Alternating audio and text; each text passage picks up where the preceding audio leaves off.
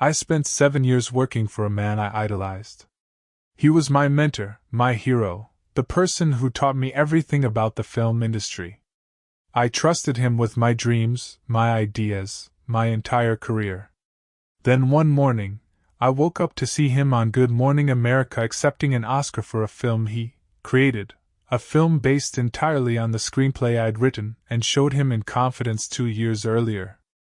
My screenplay. My story. My words. His Oscar. His $900 million box office success. I'm Marcus Webb. And this is the story of how Hollywood's most beloved director destroyed my life, stole my work, and became even more famous while I couldn't even prove the idea was mine. Subscribe now, because this story will show you that sometimes your heroes are just villains with better PR. In 2016, I was 23 years old, and nobody. I graduated from USC Film School with $120,000 in debt and dreams of becoming a screenwriter. I was working as a production assistant on whatever projects would hire me, living in a studio apartment in North Hollywood with 2 roommates. Then I got the call that changed my life. Marcus? This is Jennifer from David Sterling's office. David saw your short film at the USC showcase and would like to meet you. David Sterling. The David Sterling. 3-time Oscar winner. The director behind some of the biggest films of the 2000s. The legend. I showed up at his mansion in Beverly Hills trying not to hyperventilate. He answered the door himself, warm smile, firm handshake. Marcus, I loved your short film. The way you crafted that emotional arc in 12 minutes, that's real talent. How would you like to work for me? I would have worked for him for free. But he offered me a position as his personal assistant and junior creative consultant. $60,000 a year plus benefits. In Hollywood, for a 23-year-old nobody, that was a golden ticket. You'll read scripts, help me with research, sit in on creative meetings. But more importantly, you'll learn. I'll teach you everything I know about storytelling. I accepted immediately. For the first year, it was a dream. David was everything I hoped he'd be: brilliant, generous with knowledge, genuinely interested in developing young talent. He'd invite me to director's cuts, let me sit in on studio meetings, ask my opinion on scripts. What do you think of this third act, Marcus? Never be afraid to tell me when something isn't working. Fresh eyes see what experienced eyes miss. He became more than a boss. He became a mentor. A father figure, almost. My own dad had died when I was in college, and David filled that void. We'd have dinner at his house, and he'd tell stories about working with legends. He'd give me notes on my writing. He'd introduce me to producers and agents. This is Marcus Webb. He'd say. Remember that name. He's going to be a great writer someday. I believed him. More importantly, I believed in him. In my spare time, I was working on a screenplay. My passion project. It was called The Last Memory. A psychological thriller about a neuroscientist who develops technology to record and replay human memories, but discovers his business partner is using it to implant false memories into people for profit. It was personal to me. My grandmother had Alzheimer's, and I'd watched her lose herself piece by piece. The screenplay was my way of processing that loss, wrapped in a thriller framework. I worked on it for 2 years. Wrote. Rewrote. Polished every scene, every line of dialogue. By early 2019, I had a draft I was proud of. Really proud of. David noticed I was distracted, excited about something. What are you working on, Marcus? You've got that look. A screenplay. I just finished it. Can I read it? I'm always interested in what you're creating. I hesitated. Not because I didn't trust him, but because it felt vulnerable. This script was my baby. I'd be honored if you'd read it, I finally said. I gave him the only physical copy I had. A printed manuscript with my handwritten notes in the margins. 2 weeks later, David called me into his office. "Marcus, sit down. I read your screenplay." My heart was racing. "And? It's brilliant. Genuinely brilliant. The concept is fresh, the emotional core is devastating, and the structure is nearly perfect. This could be a major film." I could have cried. David Sterling thought my screenplay was brilliant. "However," he continued, "it needs work. The second act drags. The villain's motivation isn't clear enough. And the ending, while emotional, doesn't quite earn its impact." He was right. I could see it as he explained it. "Let me help you," David said. "Let's workshop this together. I'll give you notes, we'll refine it, and when it's perfect, I'll help you get it to the right people. I have relationships with every major studio in town." "David, I don't know what to say." "Thank you. You're talented, Marcus. I want to see you succeed." Over the next 6 months, we worked on the screenplay together. David would give me detailed notes.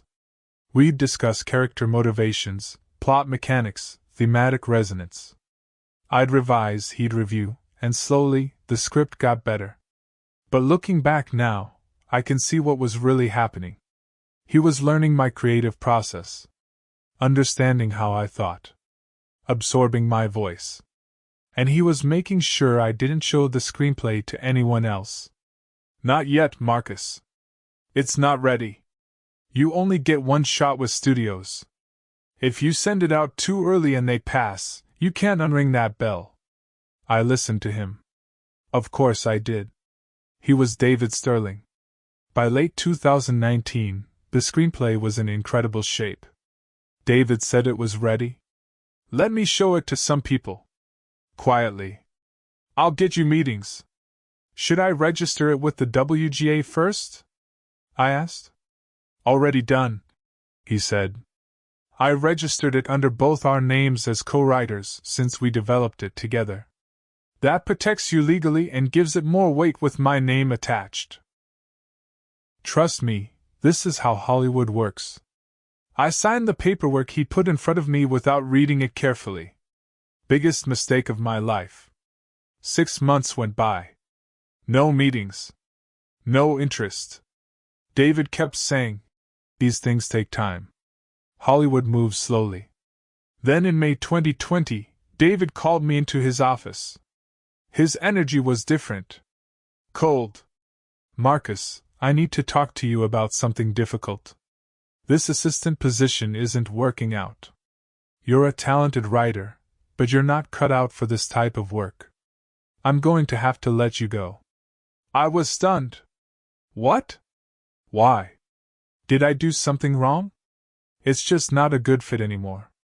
I'm giving you a generous severance package, 3 months' salary. But I need you to sign this NDA." "An NDA? For what?" "Standard procedure when someone leaves. You've been in confidential meetings, seen sensitive information. I need to protect my projects." The NDA was 47 pages long. I should have read it. Should have had a lawyer look at it. But I was devastated, emotional, and I trusted David. I signed it. 2 weeks later, Variety broke the news. David Sterling to direct Echoes of Memory for Universal Pictures. $150 million budget. Production starts fall 2020. I read the log line. A neuroscientist discovers his business partner is using memory recording technology to implant false memories for profit. My screenplay. My exact plot. My story.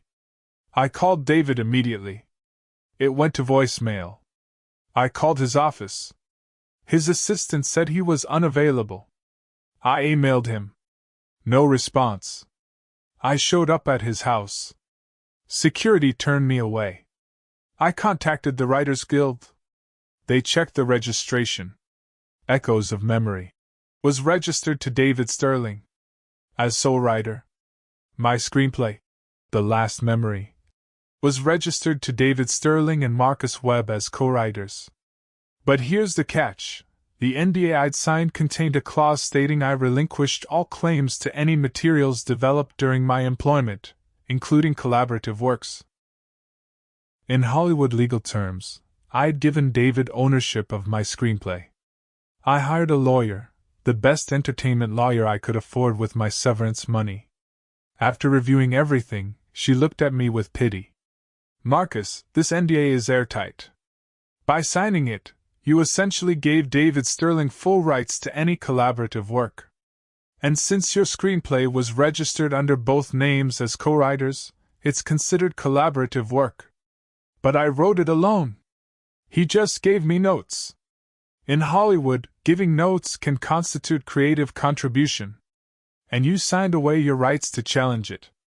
What are my options? Legally? Almost none. You could try to sue, but it would cost hundreds of thousands of dollars, take years, and you'd probably lose. David Sterling has unlimited resources and the best lawyers in the industry. Plus, the NDA prevents you from publicly discussing any of this. If you violate it, he can sue you for millions. I was trapped. Echoes of Memory was released in summer 2022. It was a massive hit. Critics called it David Sterling's masterpiece.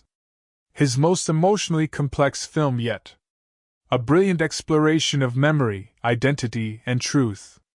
It made $900 million worldwide. It was nominated for 8 Oscars, including Best Picture, Best Director, and Best Original Screenplay. I watched the Oscars from my tiny apartment in North Hollywood. I'd moved back in with roommates. I was barely getting by, working as a freelance script reader. David Sterling won Best Original Screenplay. In his acceptance speech, he said, "This story came to me during a very personal time. My mother was struggling with Alzheimer's, and I wanted to explore what memory means, what makes us who we are. Thank you to everyone who believed in this vision." His mother didn't have Alzheimer's. My grandmother did. He'd stolen my story, my emotional truth, my grief, and claimed it as his own. I wanted to scream. I wanted to tell the world. But the NDA meant if I said anything publicly, I'd be sued into oblivion. I fell into a depression. Stopped writing. Stopped caring about film. The thing I loved most had been weaponized against me. Then, 6 months after the Oscars, I got a message on LinkedIn from someone I didn't know. "Marcus, my name is Rachel Torres. I used to work for David Sterling. We need to talk." Rachel and I met at a coffee shop in Santa Monica. She was nervous, constantly looking over her shoulder. "I signed an NDA too," she said. "But I can't stay quiet anymore. David Sterling is a thief. He's been doing this for decades." She pulled out a folder. Inside were documents, emails, and testimonies from other former assistants. "You're not the first, Marcus. You're number 7. Maybe more." She showed me the pattern. David would hire young, talented writers as assistants. He'd befriend them, mentor them, earn their trust. He'd ask to see their personal projects. Then he'd collaborate with them, make them register the work as co-written, and eventually force them out with NDAs that gave him full ownership. His last 3 Oscar-nominated films were all based on scripts his assistants wrote, Rachel said. "He just changes enough details that it's not a direct copy. But the core concepts, the emotional arcs, the structure, all stolen. Why didn't anyone say anything?" "The NDAs. And because he's David Sterling. Who would believe us? He's beloved. We're nobodies. Plus, he makes sure to give us just enough money and severance that most people don't want to risk losing it by fighting back. So what can we do?" Rachel leaned forward. "We find more people. We build a case. And we go to the press. All of us together. He can't sue everyone." Over the next year, we found 11 former assistants with similar stories. All young writers. All had shown David their personal projects. All were forced out with NDAs after David developed, something remarkably similar to their work. We contacted a journalist at the Hollywood Reporter, someone known for investigative pieces. She was interested. "This is a major story," she said. "But I need ironclad evidence. And you need to understand, David Sterling will come after you with everything he has. His reputation is his empire. He won't go down quietly." We gave her everything. Emails. Screenplay drafts with timestamps. Registration records. Testimony from all 11 of us. The article was published in March 2024. The Mentor and the Thief: How David Sterling Built a Career on Stolen Stories. The article exploded. Within hours, it was everywhere. Twitter was on fire. Other assistants started coming forward. The number grew to 17. David Sterling issued a statement. "These allegations are completely false and deeply hurtful. I have always valued collaboration and mentorship. I will be pursuing legal action against anyone who continues to defame me." But the evidence was overwhelming. The Writers Guild launched an investigation. The Academy opened a review of his Oscars. Studios distanced themselves. Projects were cancelled. Actors who'd worked with him released statements. David's empire crumbled in weeks. He was stripped of his Oscar for Echoes of Memory. The Academy ruled that the screenplay was based on substantial unattributed work from another writer. He settled with me and the other assistants out of court. The terms are confidential, but I can say I received enough money to never have to worry about rent again. But more importantly, my name was cleared. The WGA officially recognized me as the original writer of Echoes of Memory. David Sterling hasn't made a film since. He's essentially been blacklisted from Hollywood. Sometimes I feel bad about that. Then I remember, he took my dream and claimed it as his own. He did it to 17 people that we know of. He built a legendary career on the backs of young writers he manipulated and silenced. I'm Marcus Webb. The man I idolized stole my screenplay, won an Oscar for it, and made $900 million while I was barely surviving. Here's what I learned: heroes don't exist. There are just people. Some people do good things. Some do terrible things. And some do both. Protect your work. Register everything with the WGA before you show it to anyone. Get lawyers to review contracts before you sign. And if someone asks you to sign an NDA that seems excessive, read it. Really read it. Your ideas are valuable. Don't let anyone convince you otherwise. I'm writing again now. My own projects, with my own name attached. And next month, my original screenplay, The Last Memory, the real version, is going into production with a studio that actually respects writers. David Sterling doesn't get to have the last word on my story. I do. If this story resonated with you, subscribe and share it. And if you're a young creative working for someone powerful, protect yourself. Document everything. Trust your instincts. I'm Marcus Webb. Thank you for listening.